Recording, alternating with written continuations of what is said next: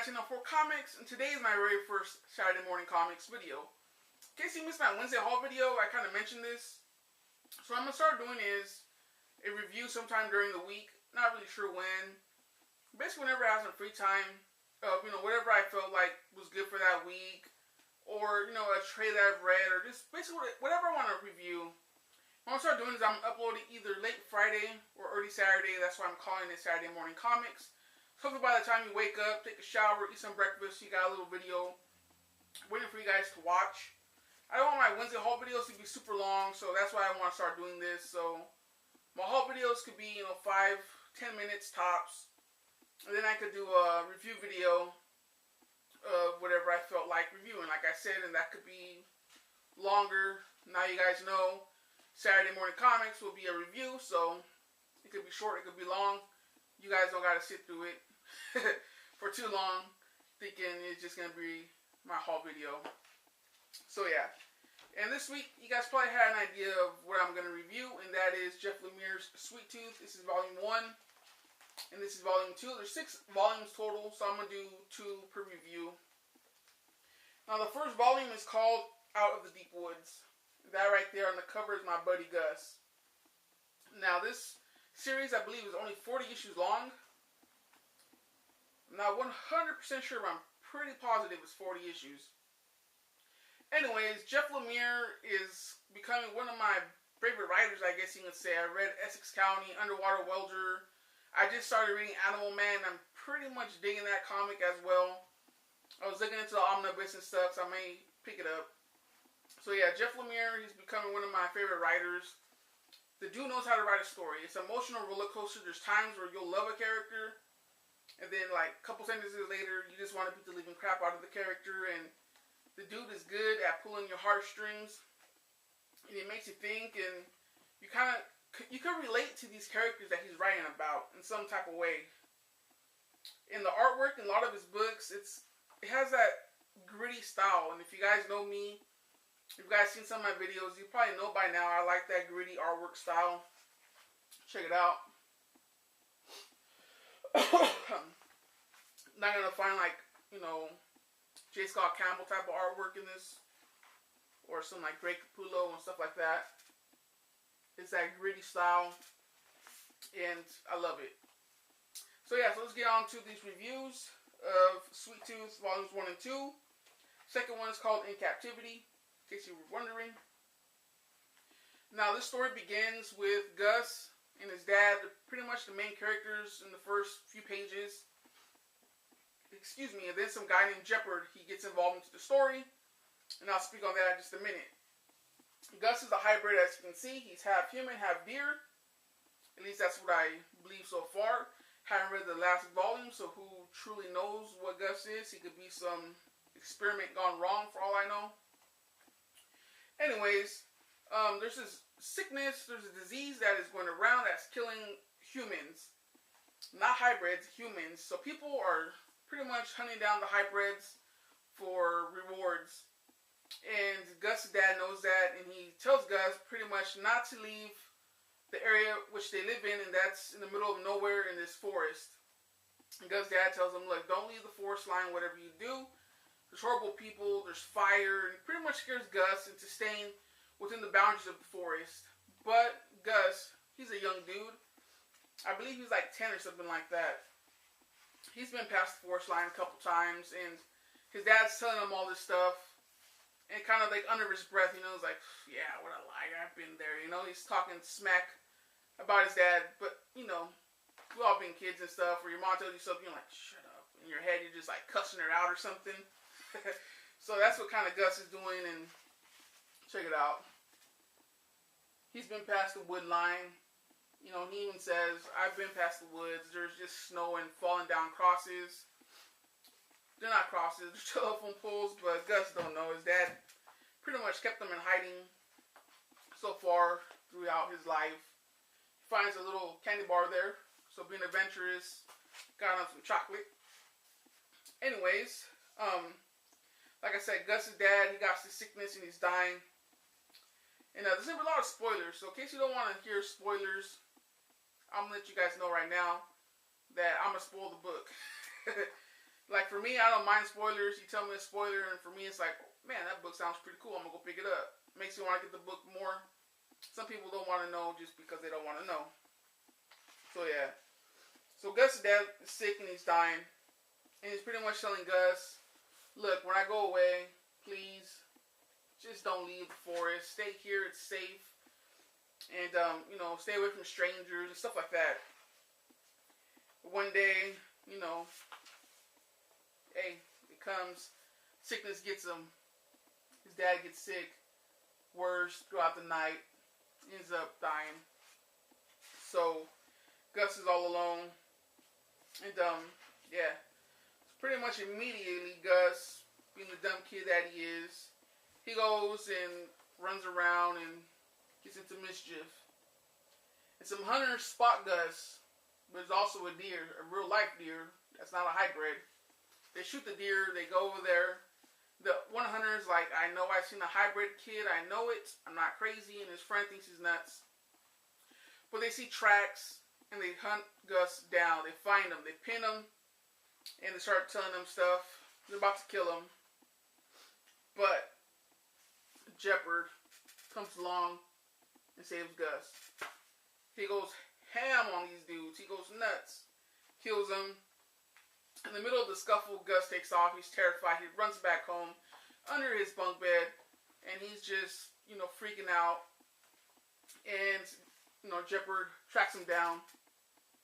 He pretty much tells Gus, "Look, there's a preserve. I know where it's at. I can help you. These dudes out here, they're going to want to kill you. I want to save your life. Follow me." Gus, at first, he wasn't really sure. But at the end, he ends up taking off with Jeopard. It's pretty crazy because, like in right here, the page before, he's never left the forest line. He's been past it, he's seen, but he's never actually stepped foot outside of the forest line. And, he's kind of freaking out. He's like, "This is my first time ever leaving. I'm kind of like, within days of my dad's passing, I'm already like breaking all his rules." So him and Jeopard, they take off. And Gus gets the name Sweet Tooth because all he likes is chocolate. He grew up on berries and, just farm food, corn and stuff like that, stuff they could grow. He's like, we don't eat animals. What are you doing, man? Because he comes down like a rat or something like that. And they're cooking it up. He's like, "I don't want that." So he gives him chocolate, and, he had a chocolate bar that one time, and he's digging the chocolate. So Jeopard calls him, or Jeopard tells him, "All right, good night, Sweet Tooth." That's how the whole name started. Anyway, so that night, they get jumped by some dudes. They want to take Gus, want to get a reward for him. They want to kill him. There's a big old fight that ensues. In the middle of all that chaos, Jeopard gets injured. But, like I said, Gus, he was trained well. He knows about medical stuff. So there they are. Gus pretty much takes Jeopard, throws him on a horse, and they take off. He goes look for safety. They find a barn, and that's where Gus does his thing. He brings back, Jeopard to health. He sews him up, stitches him up, and stuff like that. There's a house not too far away. Gus goes over there. He raids it. He finds food and stuff like that. And he goes back to the barn and gives Jeopard food and stuff. And once Jeopard feels back to normal, they take off again. This time they come across a little deserted town, I guess you can say. But Jeopard spots somebody watching him. He's like, "Let's go check it out." And what does he find? Take a wild guess. You probably never think of it. Ciao, little Playboy bunny. And it's actually a brothel. Alright, and this brothel is run by this dude named Jacob, right here, as you can see. He pretty much shows Jeopard, "Hey, what you looking for? You want a thin girl, big girl, dark girl? What do you want? You want a hybrid girl?" They have her in the ears because I guess some people are into the whole hybrid animal thing. And he pretty much gets pissed and he ends up killing this dude and sets these girls free. But these girls don't want to be with Jeopard and stuff because they say, "We've been in this place for so long and we've never been attacked," and stuff like that. They feel safe and comfortable there. not comfortable because of what they were doing, but comfortable as in it's a safe area. We don't got to worry about getting attacked. So they stay behind. And Jeopard and Gus, they go on their way back towards the preserve. As you can see right about here, they start taking off. Start, trying to get Gus to safety. And once again, they come across some people that want Gus for the money. But once again, Jeopard, being the badass that he is, he gets through, saves Gus once more. They finally get to the reserve, where Gus will be happy. Check it out. They finally get there. There's daylight. Gus is super happy. Boom. He's over here. And then here it is. The preserve. Little camp. They keep all these hybrid kids. So Gus is super happy. He's feeling safe. Because it's the preserve. But Jeopard's a dick, dude. He turns his back on Gus. It's not what he made it sound to be. It's a militia camp. Gus knows it. He knows he's been tricked. So he's scared. He's telling Mr. Jeopard, please, I want to go back home. I don't like it here. Please, just let me go. I want to go back home. But Jeopard's not having it. He turns him in. Gets his reward right there in that bag. And that's how the story ends. What a punk. So yeah, that's Jeopard taking off with his nice reward for turning in Gus. And the next volume we'll get into right now is basically Gus. He's being interviewed and, they're talking to him in this militia camp. And there's a backstory into Jeopard. And here it kind of starts off with Jeopard's backstory. He was a hockey player. He was pretty good. But he ended up, kind of being a wash-up. He's already old. But they like keeping him around because he's a good fighter. So, Jeopard kind of even says himself, all I'm good is for fighting. And that's it. So that's, his thing. But this is kind of what starts pulling at your heartstrings again. Because you find out that little reward he got isn't money. It isn't nothing like that. It's his wife's remains. And he promised his wife, pretty much when all this stuff happened, alright, when all the disease happened and stuff like that, he told his wife that it would be best to leave. His wife didn't want to leave. She's like, dude, let's just stay at home. This is the safest place we know. Let's stay here. Let's not go nowhere. But he believed going to, I forgot where it was, it would be safer. They would have, some type of medicine where they wouldn't get sick and stuff. So they take off.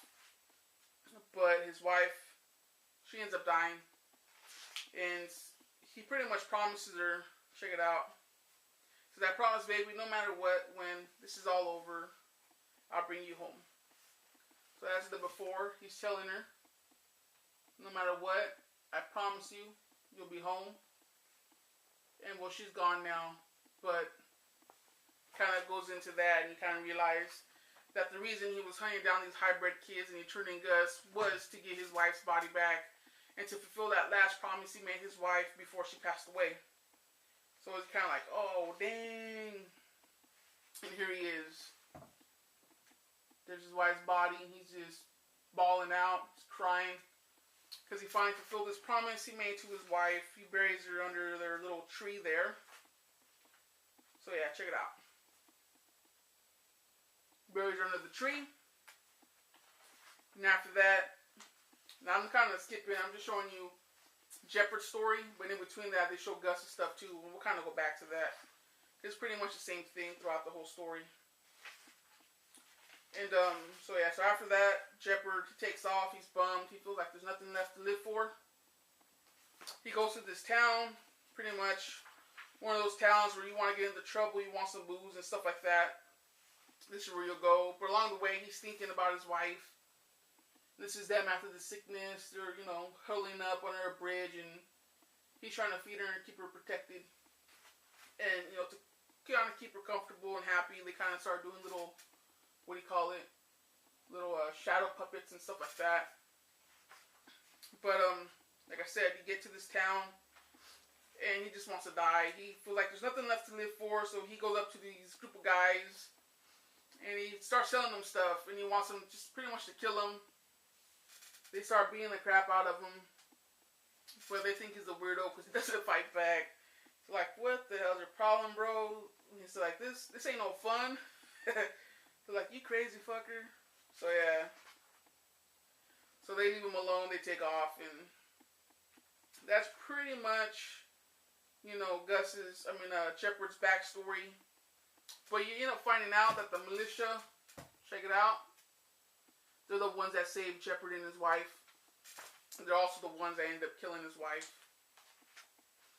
They pretty much turned their back on him. Here they are being saved by this militia that supposedly was good, but ended up turning out to be just a bunch of punks and liars.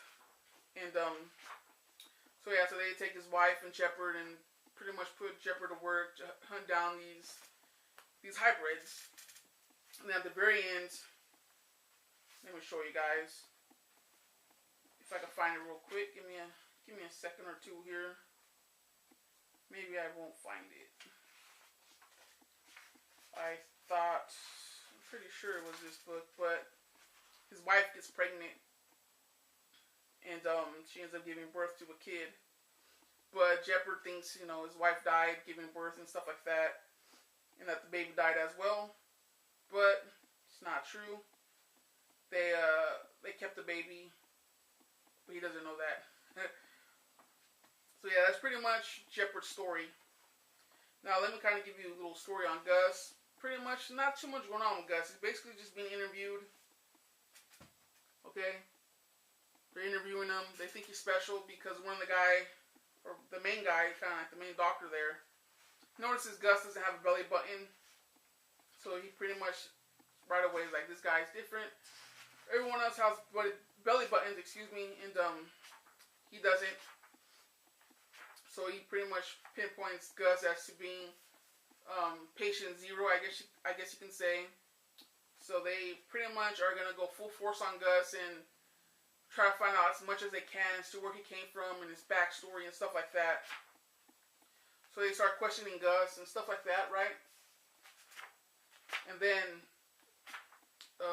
this is where they find out where he has no belly button, and they pretty much decide he's pretty damn special. They start, like I said, they question him, and then they hypnotize him. I'm trying to find that page for you guys, right here. They hypnotize him so they could find out, you know, all the information they can. They tell him to, you know, just go deep into his mind, I guess. And they want Gus to start pulling out certain memories that he kind of forgot, but with being hypnotized, I guess it'll help him remember again. He tells them about the cabin, exactly where it's at, and stuff like that. And then he tells them about, you know, things his dad would do with him, you know, like teach him the Bible or something like that, I believe he said. Like they read the Bible and quote scriptures and stuff like that. And they would ask him, so how about your mom? How about your mom? And he's like, oh, she died before I can remember and stuff like that. Here he is with his dad as a baby, and his dad's writing in the little book. Excuse me. But they want him to, you know, dig deeper. He remembers seeing this, and he starts telling them what he found. And then, let me see. Like I said, he tells them where the little house is. So they're pretty much ready to go and inspect as much as they can and find all the clues they can to find out where Gus really, truly comes from, who his parents really are, if, you know, he had parents at all, or was he some experiment gone wrong, or what. So, here we go, look. This is Shepard's wife. She's pregnant, giving birth to their son, or I think it was a son, actually. So, yeah. That's pretty much in the volume 2, guys, so that's all I have for you. This video's been long enough. That's why I wanted to make these videos separate. Anyways, if you stayed this long, Thanks for watching. Like, subscribe, share. And I'll be checking out your videos pretty soon. Peace out, people. Have a good one. Have a great Saturday with your families. Laters.